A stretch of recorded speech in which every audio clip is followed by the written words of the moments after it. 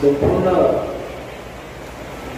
कुटुंबाचा उदरनिर्वाह करण्याकरता मुंबई, ठाणे, पिंपरी चिंचवड मोठमोठ्या शहराकडे जाऊन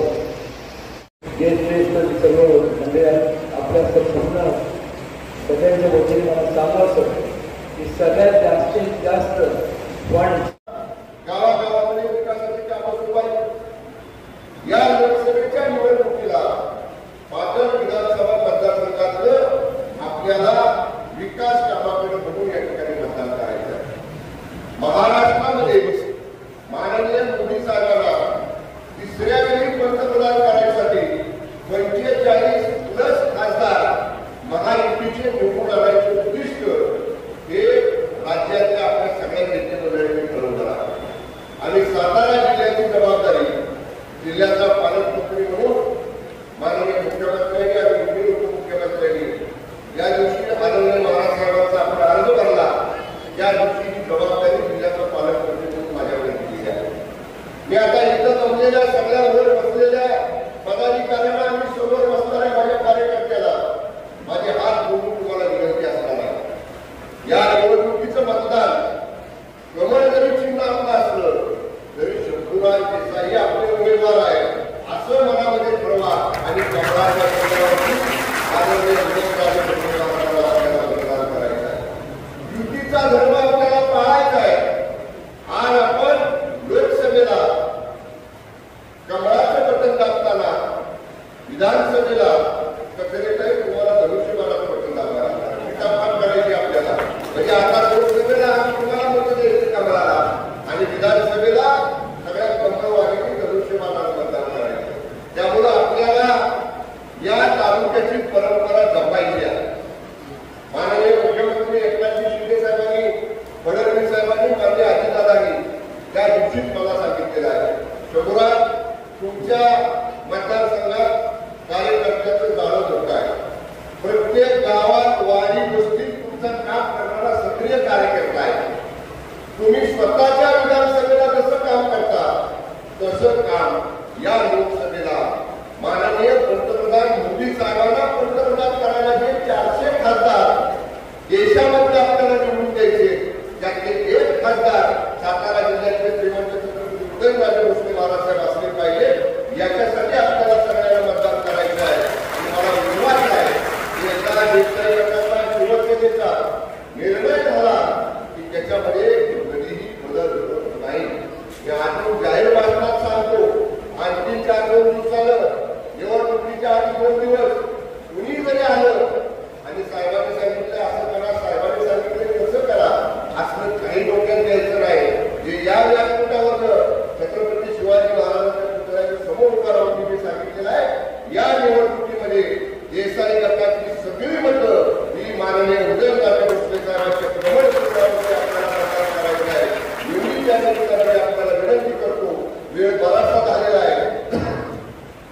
महायुतीचे उमेदवार आदरणीय श्रीमंत छत्रपती महाराज साहेबांचं 261 पाटण विधानसभा मतदारसंघामध्ये इथला स्थानिक आमदार म्हणून मनापासून या सभेमध्ये स्वागत करतो आणि महाराज साहेबांनी या सभेला संबोधित करावं अशी त्याला विनंती करतो. धन्यवाद. जय हिंद, जय महाराष्ट्र.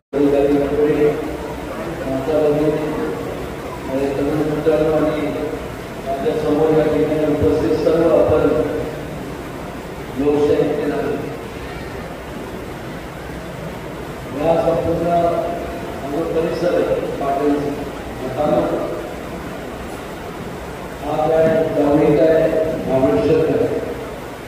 हा संपूर्ण सह्याद्रीचा जो परिसर या ठिकाणच्या ज्या काय अडीअडचणी आपण म्हणतो नैसर्गिक निसर्गरम्य जरी परिसर असला तर या ठिकाणी संपूर्ण कुटुंबाचा उदरनिर्वाह करण्याकरता फार पूर्वीच या भागातले लोक मोठमोठ्या शहराकडे जावं येते. मुंबई असेल, त्याबरोबर नवी मुंबई, ठाणे, पिंपरी चिंचवड मोठमोठ्या शहराकडे जावं येते. आणि या संपूर्ण भागाचे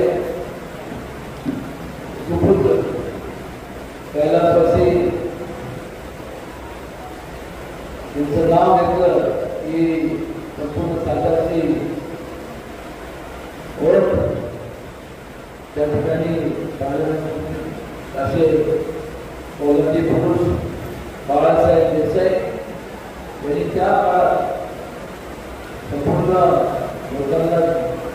संपूर्ण सहकार्य केलं आणि त्यामुळे आज मोठ्या प्रमाणावर आपण संपूर्ण पोलीस डिपार्टमेंटला महाराष्ट्रात किंवा संपूर्ण कुठेतरी आपण प्रशासकीय कामकाजात असणारे कार्यकर्ते संपूर्ण आणि कर्मचाऱ्यांवर बहुतांश करून संपूर्ण त्या संपूर्ण दादरा जिल्ह्यातले आणि कार्यक्रम आपण भागातले लोक आपल्याला कार्यकर्त्यांमध्ये पाहायला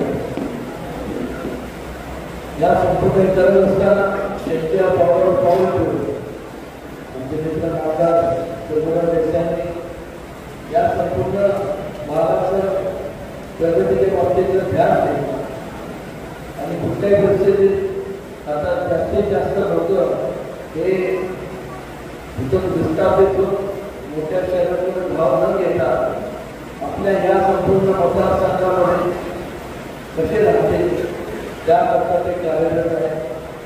टुरिझमच्या बाबतीत पर्यटनच्या बाबतीत मोठ्या प्रमाणात ते आज उपक्रम राबवले जात आहेत आणि त्याचबरोबर या संपूर्ण परिसराला त्या काळाचा बाजूला पडले की अनेक वर्ष त्यांनी ज्यांना आपण मतदान केलं त्या काँग्रेस पक्षाने ज्या काँग्रेस पक्षाला नेहमीच आपण सर्वांनी मोठ्या प्रमाणावरती मतदान केलं, आशीर्वाद दिलं, पाठबळ दिलं, त्यांना निवडून आणलं. तर मात्र झालं की मूलभूत या संपूर्ण परिसराचा किंवा कुठल्याही परिसराचा जो प्रश्न असतो तो म्हणजे पाण्याचा प्रश्न.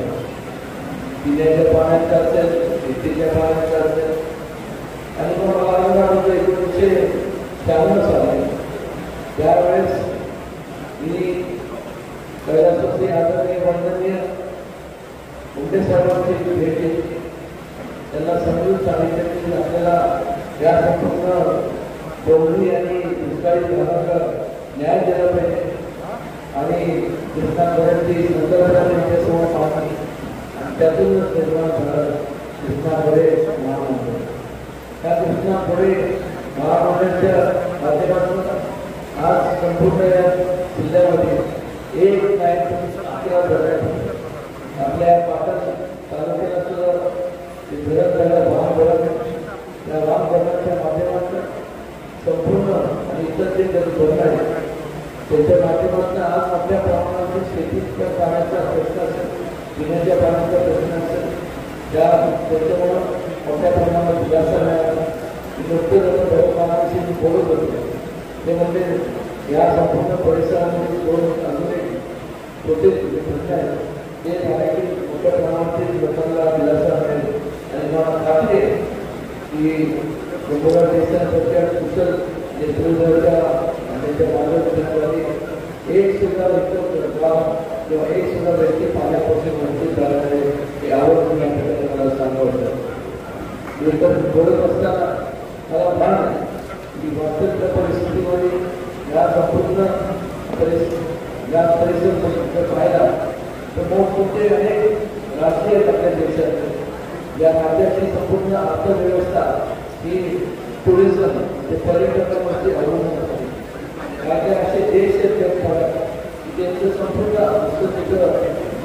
संपूर्ण त्या देशाची अर्थव्यवस्था ही पर्यटकांवरती अवलंबून असते आणि भविष्य काळात केंद्र शासनाच्या माध्यमातून आणि राज्य शासनाच्या माध्यमातून माननीय आपल्यापर्यंत सुरभरा देसाई यांच्या मार्गदर्शनाखाली आणि त्यांच्या हातात काम करून आणि योग या संपूर्ण काळापर्यंत करण्याकरता जे म्हणून करावं लागेल जे म्हणून निधी लागेल ते केंद्राच्या माध्यमातून आणि राज्याच्या माध्यमातून आपल्या सेवेकरता तो उपयोग करून घेतात. किंवा मला एक सांगायचं होतं की या संपूर्ण महाराष्ट्रात आपण बघितलं कारण बघितलं कोणाचा निवडून करत नाही म्हणजे ज्यांनी केलं त्याला निश्चितपणे त्याला त्याच्या पाठीवर जबाबदारी मी नाही तर आपल्या संपूर्ण आपण संपूर्ण या मतदारसंघातले जे सर्व म्हणजे आपल्या संपूर्ण सगळ्यांच्या वतीने सांगला असतो की निधी जर कोणी कुठल्या मतदारसंघात आलेला असेल लोकांना सेवे करतात तर ते आपल्या सगळ्यांनी लाठी संपवत असतात आपल्याला आणि त्यांना तेवढं त्यांचं कौतुक करून तेवढं थोडं हे करत असताना आपण एक समजून घेतलं पाहिजे की एखाद्या हे काम का होतात हे काम का मागे लागतात तर एका बाबतीत जेव्हा स्थिर सरकार असतं आणि जेव्हा मनापासून लोकांबद्दल आपल्याला भावना असतात की लोकांचं उन्नती व्हावी लोकांची प्रगती व्हावी त्यावेळी त्या भावना आपल्याला जोड असताना ते सरकार जर असेल तरच ते शक्य पण मी आपल्याला एवढं सांगतो की आजही यात्रा भविष्य काळात मदत करताना आणि तुमच्या तुमचे प्रश्न असतील देशाचे सोडवतील तर त्याचबरोबर मला कधी आपण सांगणार आपल्या संपूर्ण जे काही प्रश्नांचं त्याच्यात जोडून सार्वजनिक असतील किंवा गांधी असतील निश्चितपणे झालेली आपल्याला आले कारण एवढंच प्रसंगी बोलताना सांगतो जय हिंद जय महाराष्ट्र. आपले सर्वांचे दैवत मान्य आमदार शंभूराज